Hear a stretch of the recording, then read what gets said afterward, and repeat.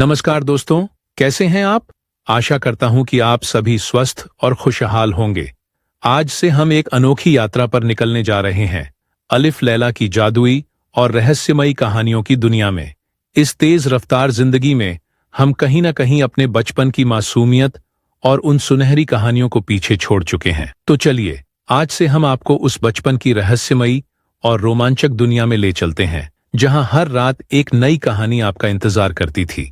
ये कहानियां सिर्फ कहानियां नहीं, बल्कि एक ऐसा अनुभव है जो हमें सुकून और एक नई दृष्टि देती है। तो अपने मन की भागदौड़ को थोड़ी देर रोकिए और तैयार हो जाइए एक ऐसी दुनिया में कदम रखने के लिए जहां जादू, जिन्न, राजा और शहजादी आपका स्वागत करेंगे। अलिफ लैला की यह अनोखी सीरीज, हजार रातों की कहानियां, आपके जीवन में थोड़ी रोमांच और रहस्य का तड़का लगाने आ रही है। तो चलिए, इस अद्भुत सफर की शुरुआत करते हैं। खाद्दी देश का राजा जमशाह अत्यंत शक्तिशाली, न्यायप्रिय, दयालु एवं नीतिवान था। एक कुशल शासक के रूप में उसकी ख्याति दूर दूर तक फैली हुई थी। जमशाह के दो बेटे थे। बड़े बेटे का नाम शहरयार और छोटे बेटे का नाम शाहजमां था। दोनों भाइयों में बड़ा गहरा प्यार था। जमशाह के निधन के बाद उसके बड़े बेटे शहरयार की ताजपोशी की गई। शहरयार भी अपने पिता की भांति समझदार, सहनशील तथा दयालु था। वह बड़ा दूरदर्शी भी था। उसने अपने छोटे भाई शाहजमां को तातार देश का शासक बना दिया। तातार देश पहुंचकर शाहजमां ने समरकंद को अपनी राजधानी बनाया। दोनों भाइयों के दिन हंसी खुशी से गुजरते चले गए। अचानक एक दिन शहरयार को अपने छोटे भाई शाहजमां की याद सताने लगी। उसने उसी दिन अपने वजीर आजम को समरकंद के लिए रवाना कर दिया। 8 दिन की यात्रा समाप्त करने के बाद वजीर आजम समरकंद जा पहुंचा और शाहजमां के दरबार में पहुंचकर अपने बादशाह शहरयार का फरमान सुनाते हुए उसने बड़े अदब से कहा, हुजूर, हमारे बादशाह सलामत ने आपको याद फरमाया है। वह आपको देखने के लिए बहुत बेचैन है। अपने भाई का संदेश सुनकर शाहजमां बहुत प्रसन्न हो उठा। वह भी बहुत दिनों से अपने भाई से मिलने के लिए बेकरार था। अपने भाई की कुशल पूछने के बाद शाहजमां ने वजीर आजम को राजसी महल में ठहरा दिया और कहा, आप यहां आराम कीजिए, हम आज से 10 दिन बाद यात्रा करेंगे। इतना कहकर शाहजमां ने सेवकों को वजीर आजम की सेवा में नियुक्त कर दिया। 11वें दिन शाहजमां वजीर आजम के साथ यात्रा पर निकल पड़ा। नगर के बाहर वजीर आजम का काफिला ठहरा हुआ था। तभी शाहजमां किसी अशुभ की आशंका से बेचैन हो उठा। उसने वजीर आजम से कहा, आज हमारी बाईं आंख फड़क रही है, इसलिए हम यह यात्रा कल से आरंभ करेंगे। जैसी आपकी मर्जी, कहकर वजीर आजम ने काफिले के लोगों को अगले दिन के लिए तैयार रहने का आदेश दे दिया। सांझ ढलते ही रात के अंधेरे में शाहजमां छिपकर अपने डेरे से बाहर निकला और अपने राजमहल की ओर चल दिया। अपने महल में पहुंचकर वह बेगम की प्रतीक्षा करने लगा। बेगम नहीं आई। हारकर शाहजमां बेगम के शयन कक्ष की ओर जा पहुंचा। वह जैसे ही बेगम के शयन कक्ष के दरवाजे पर पहुंचा, उसे एक विचित्र दृश्य दिखाई दिया। उसने देखा कि उसकी बेगम राज्य के एक मामूली कर्मचारी के साथ पलंग पर लेटी हुई थी और उससे प्यार भरी बातें कर रही थीं। शाहजमां के पैरों तले जमीन खिसक गई। वह सोचने लगा, किसी ने सच ही कहा है कि औरत के अनेक रूप होते हैं। शाहजमां ने अपना खंजर निकाला और बेगम के शयन कक्ष में जा पहुंचा। आप अपने पति को देखकर बेगम को मानो काठ मार गया। वह कर्मचारी भी शाहजमां को देखकर डर के मारे थर थर कांपने लगा। शाहजमां ने उस कर्मचारी को वहां से भागने से पहले ही कत्ल कर दिया। उसके बाद उसने अपनी बेगम को भी मार डाला और रात के अंधेरे में दोनों लाशों को ठिकाने लगा दिया। राज राज ही रह गया। उसके बाद शाहजमां जिस प्रकार छिपकर आया था, वैसे ही अपने डेरे पर वापस लौट गया। उसे न किसी ने आते देखा और न किसी ने जाते देखा। अगले दिन वह उसी काफिले के साथ अपनी यात्रा पर चल दिया। 8 दिन की यात्रा पूरी करने के बाद वह वजीर आजम के साथ फारस पहुंच गया। फारस के बादशाह शहरयार को जब अपने भाई के आने का समाचार मिला, तो वह तुरंत उसकी अगवानी करने पहुंच गया। उसने अपने भाई को गले से लगा लिया। फिर वह उसे एक नए राजमहल में ले गया जो उसने उसी के लिए बनवाया था। उस राजमहल की शोभा निराली थी। उस महल की दीवारों के चारों ओर बाग बागीचे थे, जहां पक्षी चहचहा रहे थे। महल के बीचों बीच एक सरोवर था जिसमें रंगीन कलियां खिल रही थीं। महल की सुंदरता को देखकर शाहजमां ने कहा, भाईजान, आपने महल तो बहुत आलीशान बनवाया है। तुम्हें पसंद है? बस मेरी मेहनत सफल हो गई। अब तुम अपने कपड़े बदल लो, भोजन करो, फिर आराम से बैठकर बातें करेंगे। इतना कहकर शहरयार चला गया। रात को दोनों भाइयों ने एक साथ भोजन किया और फिर देर रात तक बातें करते रहे। अधिक रात बीत जाने पर शहरयार अपने शयन कक्ष में चला गया, लेकिन शाहजमां को रात भर नींद नहीं आई। उसे रह रहकर अपनी बेवफा बेगम का ख्याल आता रहा। उसकी याद में वह कई रात सो नहीं सका और बीमार पड़ गया। शाहजमां की यह हालत देखकर शहरयार चिंतित हो गया। उसने अपने भाई का मन बहलाने के बहुत उपाय किए, किंतु कोई सफलता न मिली। नृत्य और गायन के अनेक रंगारंग कार्यक्रम भी किए गए, लेकिन शाहजमां के चेहरे की रौनक वापस न आ सकी। एक दिन शहरयार ने शाहजमां का दिल बहलाने के लिए शिकार का कार्यक्रम बनाया, परंतु शाहजमां ने अपनी तबीयत ठीक न होने का बहाना बनाकर अपने भाई को वापस लौटा दिया। शहरयार अपने सैनिकों के साथ शिकार खेलने चला गया तो शाहजमां महल में अकेला रह गया। वह अपने कमरे के द्वार बंद करके खिड़की के सामने ही पलंग पर मसनद लगाकर बैठ गया। वहां से उसे बाहर की वाटिका का दृश्य स्पष्ट दिखाई दे रहा था। रात में महल के मध्यम प्रकाश में उसने जो देखा, उसे देखकर उसका मन कुछ हल्का हो गया। उसने सोचा कि अपनी बेगम को मारकर वह बेकार ही दुखी हो रहा है। औरतें तो सभी एक सी होती हैं। शहरयार जब शिकार से वापस लौटा तो अपने भाई को प्रसन्न देखकर उसके दिल का बोझ हल्का हो गया। उसने अपने छोटे भाई से उसकी प्रसन्नता का कारण पूछा तो शाहजमां ने जो देखा था वह ज्यों कर त्यों उसे बता दिया। शहरयार को उसकी बातों पर विश्वास नहीं हुआ और उसने कहा, भाई, लगता है कि तुम्हें कोई गलतफहमी हुई है। तुम्हारी भाभी बेवफा नहीं हो सकती, वह तो बड़ी फर्माबरदार औरत है। शाहजमां ने कहा, भाईजान, कभी मैं भी इसी गलतफहमी का शिकार था, किंतु आप त्रिया चरित्र को नहीं जानते। यदि आपको मेरी बात पर भरोसा न हो तो आप आज ही रात को अपनी आंखों से देख लीजिए। इसके लिए आप आज ही रात को शिकार का बहाना बनाकर चले जाइए और उसके बाद भेष बदलकर मेरे कमरे में आकर छिप जाइए। आपको भाभी जान की बेवफाई का सबूत मिल जाएगा। शहरयार को शाहजमां की यह योजना पसंद आ गई और उसने ढिंढोरा पिटवा दिया कि आज बादशाह अपने छोटे भाई के साथ शिकार पर जा रहे हैं। बेगम के कानों तक यह समाचार पहुंचा तो वह बहुत प्रसन्न हो उठी, लेकिन दिखावे के लिए शहरयार के पास आई और उसकी मनुहार करने लगी। शाम होने पर दोनों भाई नगर के बाहर लगे डेरे में जा पहुंचे और शाम तक वहीं रहकर बातें करते रहे। रात को वे दोनों आकर महल में छिप गए। तभी शहरयार ने भी वही दृश्य देखा जो शाहजमां ने देखा था। यह देखकर शहरयार दंग रह गया। उसे लगा मानो सैकड़ों बिच्छुओं ने एक साथ डंक मार दिए हों।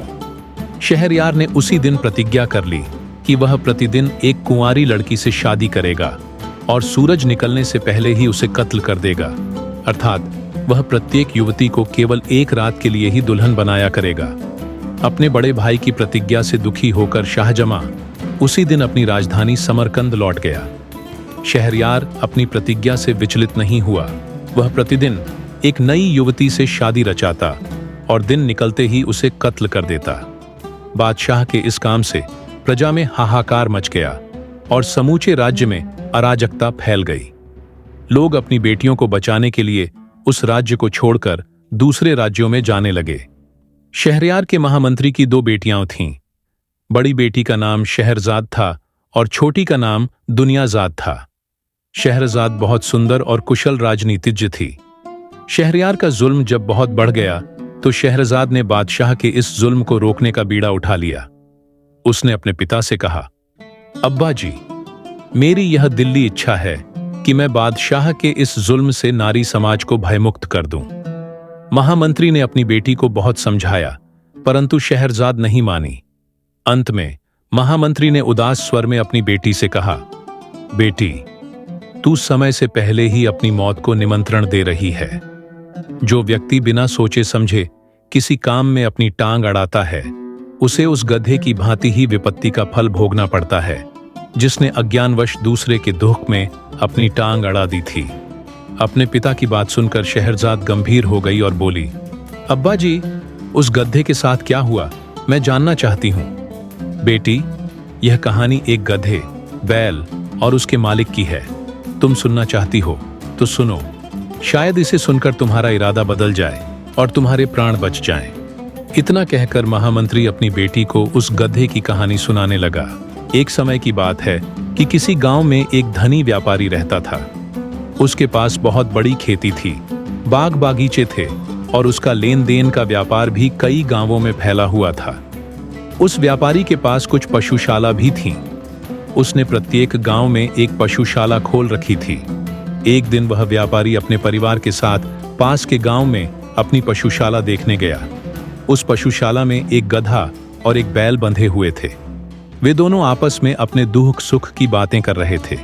वह व्यापारी जानवरों की भाषा समझता था, इसलिए वह कान लगाकर उनकी बातें सुनने लगा। बैल ने गधे से कहा, भाई गधे, तुम बड़े भाग्यशाली हो, तुम्हारी जिंदगी बड़े आराम से कट रही है। मुफ्त की खाते हो और मस्ती की छानते हो। एक मैं हूं जो सारा दिन कठोर परिश्रम करता हूं, फिर भी तनिक सी भूल हो जाने पर डंडे की मार खाता हूं। हल खींचते खींचते तथा वजन ढोते ढोते मेरी गर्दन और कंधे भी जख्मी हो गए हैं, किंतु मेरे मालिक को मेरी कोई चिंता नहीं है। रात को जब मैं पशुशाला में लौटता हूं तो सड़ा हुआ भूसा मेरे खाने के लिए रख दिया जाता है। मैं रात भर गोबर और पेशाब की बदबू में पड़ा अपने मालिक को मन ही मन कोसता रहता हूं। ऐसे जीवन से तो ईश्वर मुझे मौत ही दे दे तो अच्छा है। यह सुनकर गधे ने उस बैल से सहानुभूति जताते हुए कहा, इसमें मालिक का क्या दोष है? तुम स्वयं ही आराम करना नहीं चाहते। मेरी एक बात सदा याद रखना कि यदि तुम इसी प्रकार जी तोड़ परिश्रम करते करते मर गए, तब भी मालिक को तुम पर दया नहीं आने वाली। यदि तुम अपना जीवन सुख से बिताना चाहते हो तो मेरा कहा मानो, बीमारी का बहाना करके भूसा खाना छोड़ दो, फिर तुम जीवन भर ऐश करोगे। वह व्यापारी उन दोनों की बातें बड़े ध्यान से सुन रहा था। बाद में वह उठकर अपने शयन कक्ष में चला गया। अगले दिन जब हलवाहा काम के लिए बैल को खोलने आया तो बैल को लंबी लंबी सांसें लेते हुए देखकर उसने बैल को नहीं खोला। रात का भूसा बैल के सामने ज्यों का त्यों रखा हुआ था। हलवाहे ने सोचा कि बैल बीमार है, इसीलिए उसने कुछ भी खाया पिया नहीं है। हलवाहे ने जाकर व्यापारी को बैल के बीमार होने का समाचार दिया तो व्यापारी ने अत्यंत सहज भाव से कहा, कोई बात नहीं, बैल बीमार है तो तुम आज उस गधे से काम ले लो। बैल को कुछ दिन आराम करने दो, 2-4 दिन में वह ठीक हो जाएगा। मालिक का आदेश मिलते ही हलवाहे ने बैल के स्थान पर गधे को जोत दिया। पूरे दिन काम करने के बाद गधा अधमरा हो गया, क्योंकि उसने इतना परिश्रम कभी नहीं किया था। शाम तक तो उसमें चलने फिरने की भी शक्ति नहीं रह गई थी। शाम को गधे के वापस आने पर बैल ने उसे धन्यवाद देते हुए कहा, तुम्हारा बहुत बहुत धन्यवाद गर्दभराज, तुम्हारी युक्ति काम आ गई। आज मैंने एक क्षण के लिए भी काम नहीं किया, सारा दिन आराम किया। पता नहीं आज हल में किसे जोता गया। बेचारा गधा क्या कहता, उसने स्वयं अपने पैर पर कुल्हाड़ी मारी थी। वह अपने स्थान पर गिरकर स्वयं को धिक्कारने लगा। गधे की कहानी सुनाने के बाद महामंत्री ने अपनी बेटी से कहा, बेटी, तुम जानबूझकर क्यों उस गधे की भांति संकट मोल लेना चाहती हो? इस प्रकार तुम्हारा जीवन भी उस गधे की तरह नरक बन जाएगा। लेकिन पिता की बातों का बेटी पर कोई प्रभाव नहीं पड़ा। वह अपनी प्रतिज्ञा पर दृढ़ रही। इस पर महामंत्री क्रोधित होकर बोला, बेटी, यदि तू अपने जिद्दी स्वभाव को नहीं छोड़ेगी तो बहुत दुख उठाएगी। स्त्री को इतना हठी होना शोभा नहीं देता। यदि तूने अब भी मेरा कहना नहीं माना तो तू भी उसी प्रकार दुख भोगेगी जिस प्रकार व्यापारी की पत्नी को अपनी जिद के कारण भोगना पड़ा था। कोई बात नहीं पिताजी, यदि मेरे भाग्य में दुख ही भोगना लिखा है तो इसमें आप भी क्या कर सकते हैं? आप केवल जन्म के साथी हैं, कर्म के नहीं। इतना कहते कहते शहरजाद की आंखों से आंसू बह निकले। अपने आंसुओं को पोंछते हुए उसने पिता से अनुरोध किया, पिताजी, उस गधे की आपबीती क्या है? उस बैल का शेष जीवन कैसे कटा और उस व्यापारी की पत्नी को क्यों दंड मिला? मैं ये सब बातें जानना चाहती हूँ। आप आगे की कहानी सुनाइए। बेटी के अनुरोध पर महामंत्री ने कहा, सुनो बेटी। अगले दिन वह व्यापारी अपनी पत्नी के साथ पशुशाला में गया और उन दोनों पशुओं की बातें सुनने के लिए उसने अपनी चौकी उन पशुओं के सामने रख ली। इसके बाद वह गधे और बैल में होने वाली बातों को सुनने लगा। रात में कुछ आराम कर लेने के बाद जब गधे को कुछ सुकून मिला तो उसने बैल से पूछा, बैल भाई, कल के लिए क्या सोचा? बैल ने लापरवाही से उत्तर दिया, सोचना क्या है, अभी तो हम आराम करेंगे, मौज करेंगे। गधा दर्द के मारे कराहता हुआ अपनी कमर सहलाने लगा। उसने जैसे ही बैल के आराम करने की बात सुनी तो पिछले दिन के कष्ट को याद करके वह उछल पड़ा। उसने बात बनाते हुए बैल से कहा, भैया ऐसा मत करना, मैं तुम्हें सावधान कर रहा हूं। जो तुमने आज किया था उसे कल मत करना। आज शाम मैंने मालिक को मोची से बातें करते हुए सुना था। वह कह रहे थे कि अब मेरा बैल बूढ़ा हो गया है, अब वह मेरे किसी काम का नहीं रहा। तुम उसकी खाल उतारने का क्या लोगे? यह सुनकर मेरी तो रूह कांप उठी। किसी जीवित की खाल उतारने में कितना दर्द होता होगा। गधे की बात सुनकर बैल हक्का बक्का रह गया और बोला, अच्छा, उन्होंने ऐसा कहा? दोनों की बातें सुनकर व्यापारी ठहाका मारकर हंस दिया। उसे हंसता देखकर उसकी पत्नी ने उससे हंसने का कारण पूछा तो व्यापारी ने उसकी बात को टालते हुए कहा, ये सब जानवरों की बातें हैं, ये तुम्हारी समझ में नहीं आएंगी। व्यापारी की पत्नी ने हट करते हुए कहा, आपने यह भाषा कहां से और कैसे सीखी? मुझे इसका रहस्य बताइए, मैं भी इस भाषा को सीखना चाहती हूं। यह सुनकर व्यापारी ने अपनी विवशता बताते हुए उससे कहा, मैं यह रहस्य किसी को नहीं बता सकता। यदि मैं यह रहस्य किसी अन्य को बता दूंगा तो मेरी मृत्यु हो जाएगी, इसलिए तुम इस रहस्य को जानने की जिद मत करो। व्यापारी की पत्नी को अपने पति की बात पर विश्वास नहीं हुआ। वह समझ रही थी कि उसका पति उस रहस्य को बताना नहीं चाहता, इसलिए बहाना बना रहा है। वह अपनी जिद पर अड़ी रही। व्यापारी ने हर प्रकार से उसे समझाने का प्रयास किया, लेकिन उसकी पत्नी पर कोई असर नहीं हुआ। वह नाराज होकर कोप भवन में जा बैठी और व्यापारी को खरी खोटी सुनाने लगी। हारकर व्यापारी अपने घर के दरवाजे पर जा बैठा और कुक्कुट क्रीड़ा देखने लगा। उसी समय व्यापारी का कुत्ता मुर्गे पर झपटा और उससे कहने लगा, धिक्कार है तुझे, तेरा स्वामी संकट में है और तू मौज मस्ती कर रहा है। तेरे स्वामी की पत्नी अपने पति से वह रहस्य जानना चाहती है जिसे बताते ही तेरे स्वामी की मृत्यु हो जाएगी। अब यदि तेरा स्वामी अपने प्राणों का मोह करके अपनी पत्नी को वह रहस्य नहीं बताता तो उसकी पत्नी अपने प्राण त्याग देगी। यह सुनकर मुर्गा हंसा और कहने लगा, मेरा स्वामी तो मूर्ख है जो एक पत्नी को अपने वश में नहीं रख सकता। मुझे देखो, मैं 50 मुर्गियों के बीच अकेला रहता हूं और मेरा उन सब पर पूरा अधिकार है। कोई भी मुर्गी मेरी आज्ञा का उल्लंघन नहीं कर सकती। मुझे क्रोध करते देखकर वे सब थर थर कांपने लगती हैं। मैं तो अपने स्वामी को यही राय दूंगा कि वह अपनी पत्नी को कमरे में बंद करके इतना पीटे कि वह उसके पैरों पर गिरकर मुआफी मांगने लगे। लातों के भूत बातों से नहीं मानते। यह सुनते ही व्यापारी उठकर खड़ा हो गया।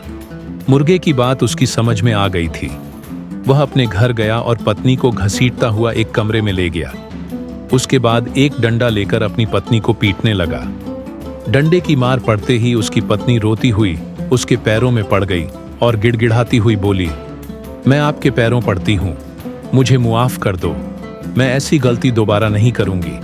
मुझे अपने चरणों से दूर मत करो। इतना कहने के बाद महामंत्री ने अपनी बेटी को पुनः समझाते हुए कहा, बेटी, यदि तू हठ करेगी तो उस व्यापारी की पत्नी की भांति दंड भोगेगी। मेरी बात मान और बादशाह से शादी की हठ छोड़ दे।